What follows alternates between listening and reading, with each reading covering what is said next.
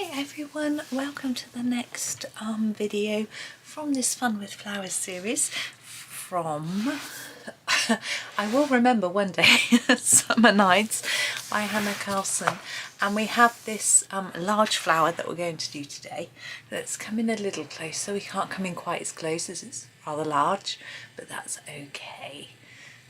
It's actually, oh, that's too far. It's actually sleeting at the moment. It is still March. I'm just trying to see what the date is. It's the 27th of March. I'm a bit ahead of myself, as I very often am. Excuse me. But it's still quite strange to have sleet. But there we go. Dark red is where I'm going to start. Polychromos pencils. I'm going to start with the petals. I'm going to make them darker in the centre, like this. So layering up here and then fading a bit, but also on the tip.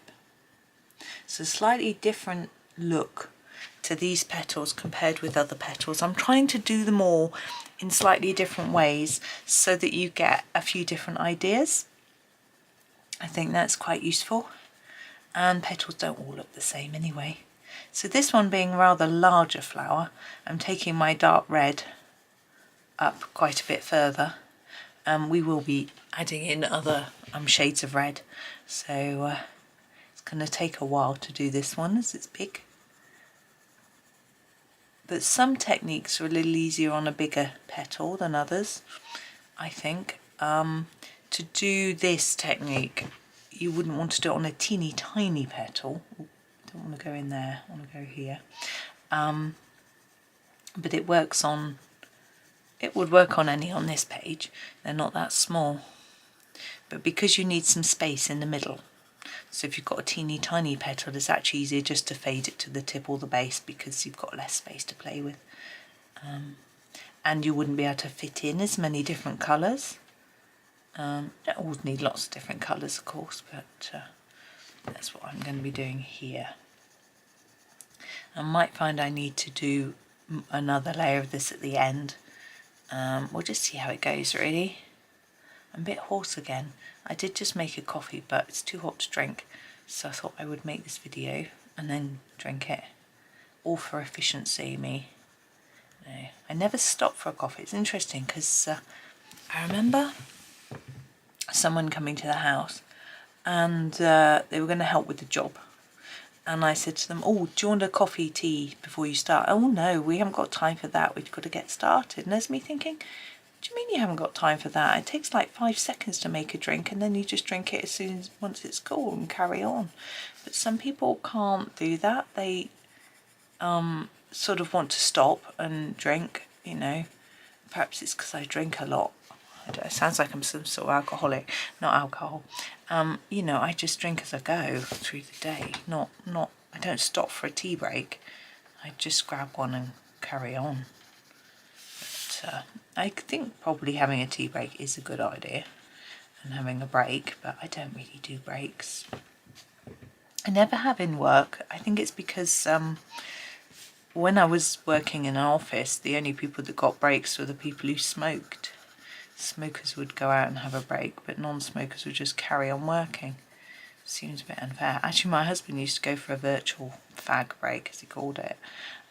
When other people he worked with went for one, he would go out and stand with them and chat. It's not the healthiest thing to do because obviously you're inhaling the smoke, but it means that you get a break, which is only fair, as they're allowed one.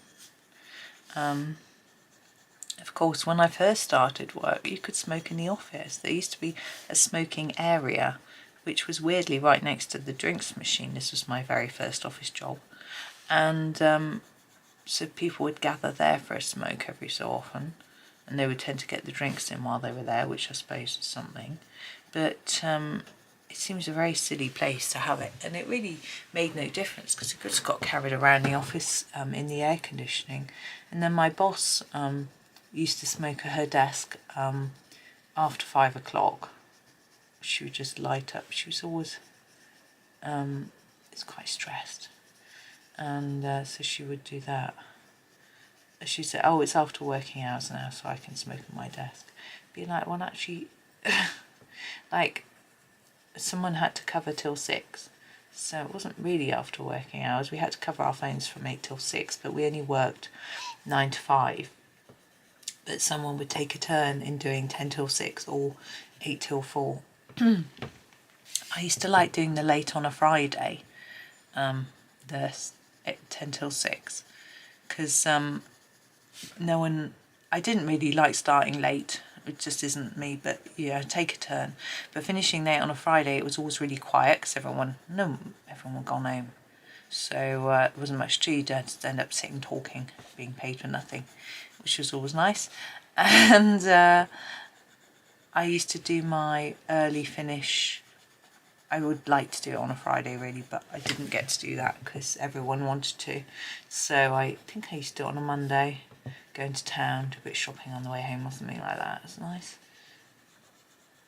We just all took turns. It was fair. Right, so that's the dark red. We're going to go slightly lighter. Where should we go now? I think I will go to this one. This is the deep scarlet red. How easy it is to see. That might be better. Now I'm going to start with this little one. I'm going to go over what I've done and bring it in more towards the middle, like that. I might do that. Okay, now these are a bit bigger, so they're going to have space for another colour. So I'm going to go slightly lighter into the middle. So it's just a matter of trying to fade that colour down a bit. Less layers. We go towards the middle. Could actually go right down. Look at that. Now that line looks a bit too straight and contrived. I'm just going to go through it a little bit like that. Still not too happy with it. I was going to do a third colour, but I'm actually feeling it's okay with just 2 like that. The idea is to try and make the leaves look like they're bent, so this bit is higher than these bits. It usually looks more effective once you've done a few, so we'll keep going. Now the idea of doing a bit from the top and then a bit from the bottom helps it be fairly central on the petal. Now you don't have to be too fussy about getting it in the middle, the lightest bit, but I just try and work up from the bottom, down from the top, and it gives me a reasonably central bit to work from like that. And yeah, I find it works anyway. Because the petals are different lengths, we don't want it going exactly round, I don't think. We'll see how it works out. So this is just an alternative way to colour the petals. So, making it a little bit lighter in the middle area. There are so many different methods that you could choose to use. And if you want it realistic, then this is not the way to go. The best way to make it look realistic is to copy a photo. Excuse me, but you need to start with a flower that is drawn in a realistic way. These aren't too bad, to be honest. Some books, the flowers and, well, all the things are a little bit cartoony in style, and so trying to make them look realistic is much more difficult. So look at a picture that looks reasonably realistic to start with, and that'll make it easier for you.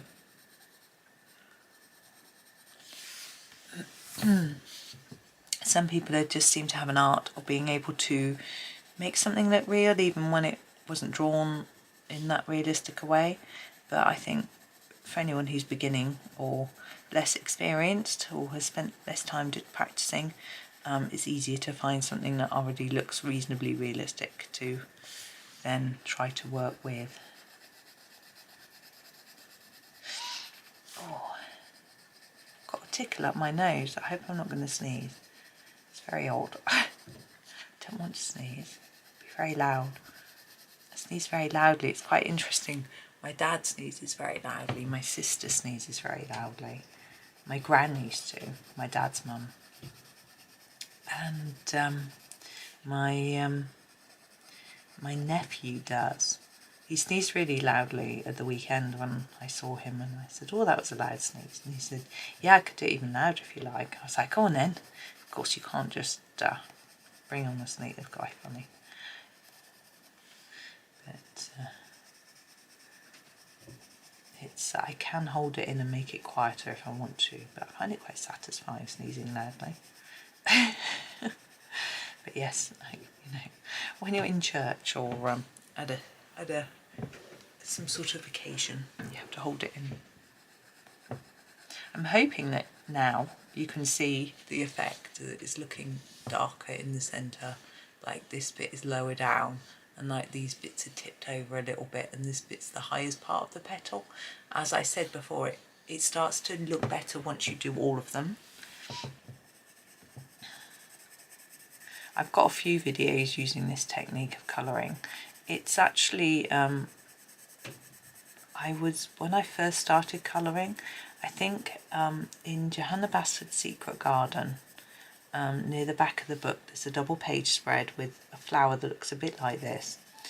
It's actually my logo for my channels, the little one in the circle. That page, and I learnt to do flowers like this from, it might have been a YouTube video. People were sharing it around on a colouring group I was in, and I learnt this sort of technique of doing it like this, and I just sort of looked, it was really interesting how we can fool the eye to think that the petal's bent when it's not, even with a coloured pencil. You know, I wasn't aware that you could get this sort of effects from pencils before. That was quite enlightening when I first learnt how to do it. I wonder whose video it was. I don't think it was a Chris Cheng back then. She did do Secret Garden videos, but I don't think she did like an individual flower. Her earlier ones were a bit shorter and just one element, but she soon started doing whole pages. I'm not sure. Finding it tricky getting this one looking like it's bent. Hopefully once I do this one it might work better. But anyway, that's how I sort of learned this technique. It's difficult because I feel like I'm teaching you something, but it's not my original idea. It's something I learned from someone else, but I guess that's the case with most things, isn't it? Like if someone was teaching you to dance, they would have learned from somebody. So perhaps it's okay. It just feels a bit weird that I'm not, that I'm sort of taking credit for something that I learned from somebody else. If that makes sense. And I guess we all learn from each other. And also, I think once you practice something for a while, you sort of put your own stamp on it as well, you know. This is my own interpretation of that person's idea, I suppose. I'm liking how it looks, I have to say. She says very modest today.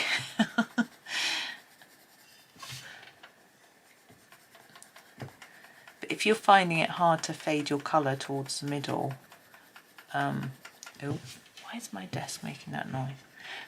If you're finding it hard to fade it, you can use a third red. Use a pale geranium lake or something and do a third colour. I just got a bit lazy and it was working, so I haven't swapped colours. There's There's my son coming upstairs from breakfast. He stays up late and gets up late when he can. I think his friends are up late, chats with them. He likes to do that, but it's okay. Suits him. He is annoyed because this semester at uni, he's only got one morning when he's not in. Well, he's got one day when he's in sort of lunchtime, so he can stay up late.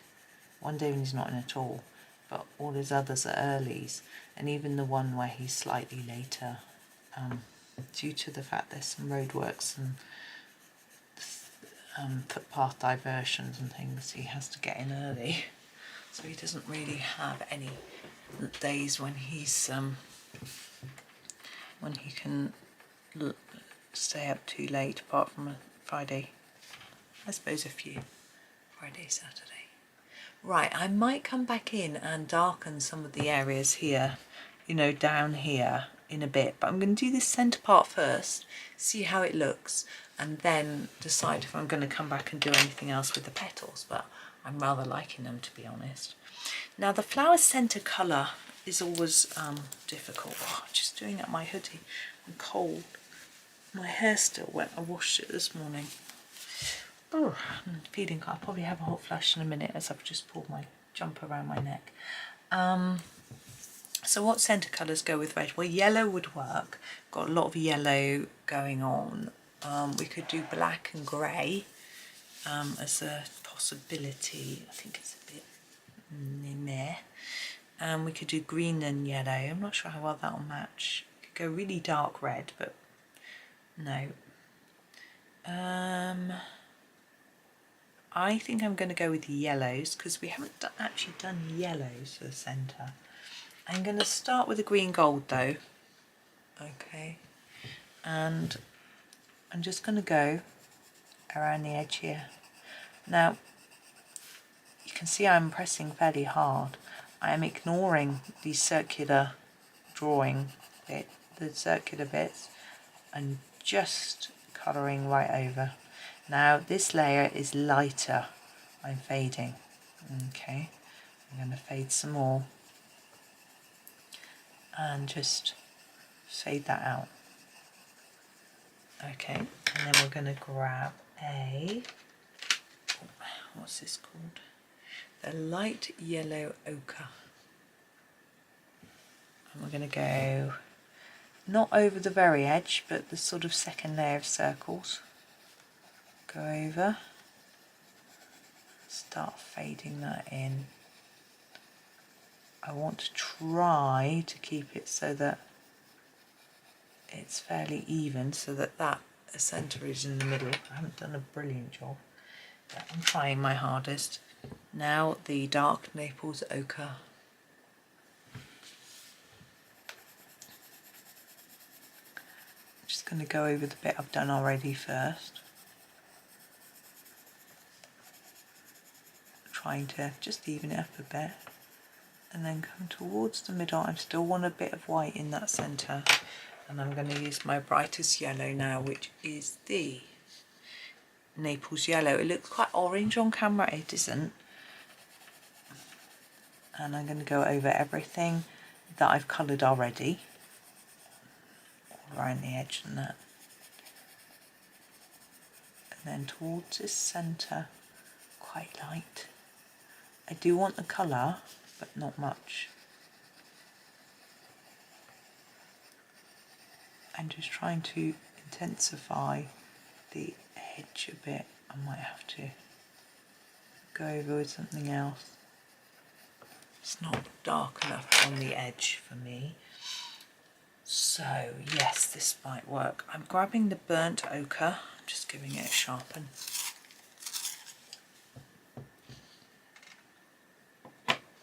To do the very edge, I want this to be a bit darker. I'm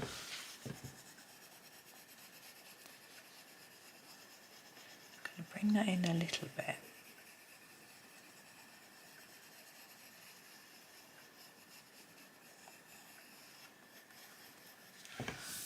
and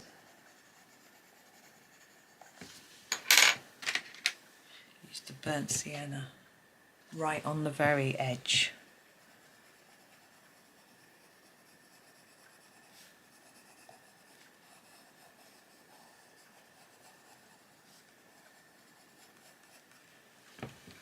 Okay, now I'm going to get my dark sepia, and I'm going to work it around the outside of this, so on the edge of the petal, as a sort of line of shadow where that flower centre is. Sort of separate that centre bit from the petals a bit.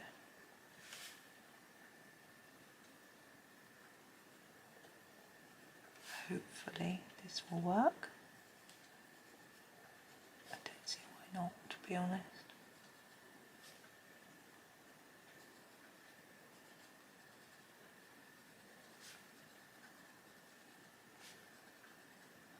All the way around there. Now it looks quite like there's a dip in here, but I am going to use this just to colour a little bit up each petal, just a tad, just quite lightly, just to try and give that impression of depth.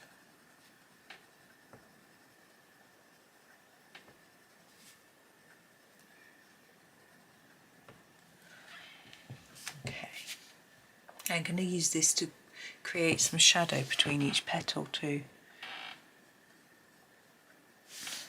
So where they overlap, you put it on the side of the one that's overlapping. So that one's overlapping too.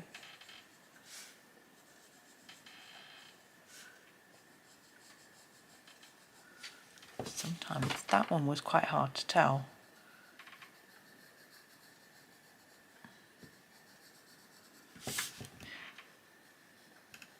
And it gives it a little bit more of a three-dimensional look.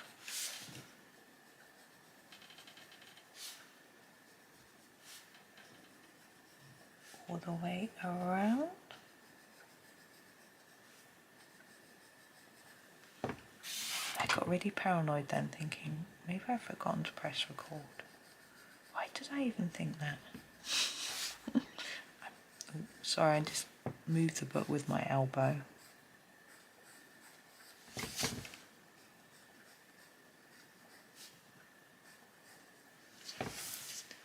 Okay, now my next step with my sepia is on my centre. Now in between each circle there's a gap, and I want those gaps to be slightly darker. I'm going to just gently go over them with my sepia. Now not too much, just enough to make it look like the circles are standing up a bit.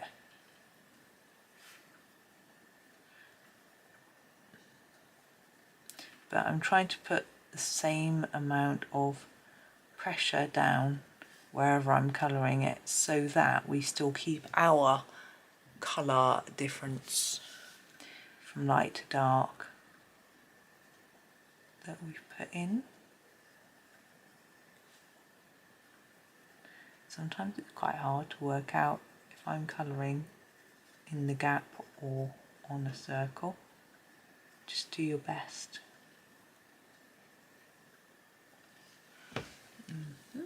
That's good. Now, I still feel like I can put a bit more around this edge.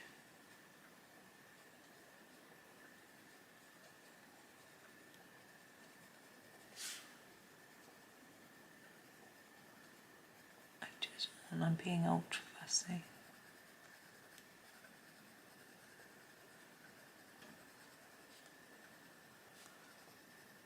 But I think this will be the last bit, I'm sure.